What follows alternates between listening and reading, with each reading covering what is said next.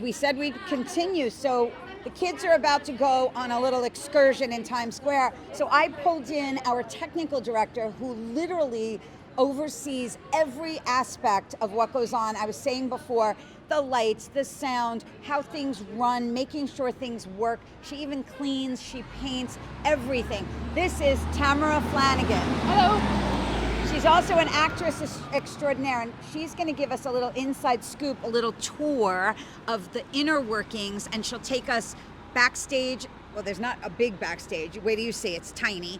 She'll take us backstage and upstairs, and we can go even see the sound and lights booth. Correct. Let's do it, girlfriend. Wonderful. Here Come we on. go.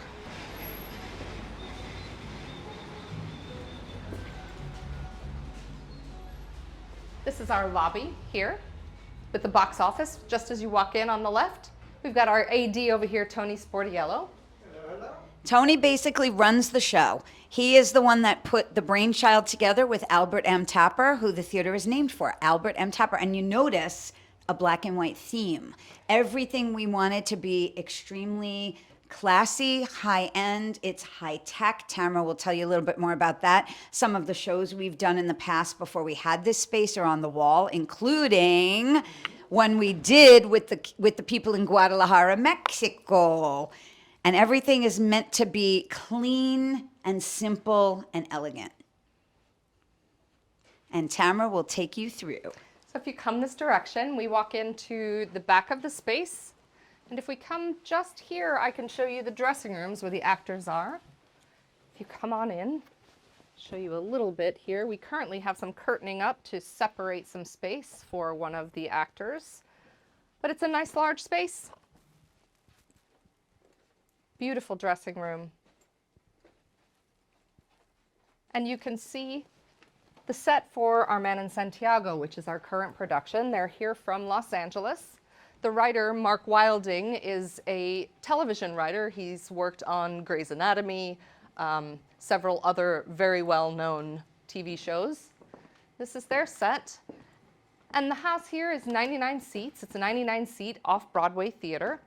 There's a mezzanine upstairs that holds about 18 seats. And what you can't see very well from here is that there is an orchestra loft above the set, which holds about 7 or so musicians. The first 3 shows we did in the space were musicals, and so we held the musicians up there. They played. There's a monitor so that they could hear the actors on stage. And Joni is going to lead you backstage so that you can see what's happening back there. Take a peek back here. Look at this secret spot. You have no idea how big or small it is back here. Correct. And you got to be super careful. Tamara put all of this tape and everything to make sure that people are safe. The biggest thing is safety. We don't want anyone rushing backstage. When you're in the heat of the moment as an actor, you get crazy and you don't sometimes remember where you're going, and you want to do it by feel. And Tamara put all of this back here to make sure the actors are completely safe. You can take a peek. This is one of the props for the show tonight, today and tonight. This is their last week in the space. And then there's this. I'm not going to take you all the way back here, but it's a backstage door that takes you, they can go downstairs, around, and come up the front so they can come in and out. We can do the other side if you'd like. Come this direction.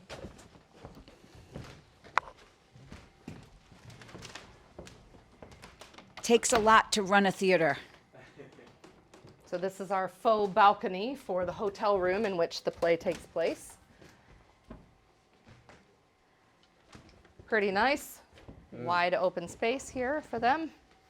Got a little action happening back there at one point during the play. I won't give it away, you have to come see it. Yes. And then we can head upstairs and I can show you the technical booth upstairs. This is where someone will run the lights and sound for the shows. The stage manager is up here. This to me is the best the best seats in the house are the front row of the mezzanine. Really great. You can go take a look from there. The seats are super cushy. We wanted them to be comfortable so that the audience really felt taken care of. It's a great view from up here.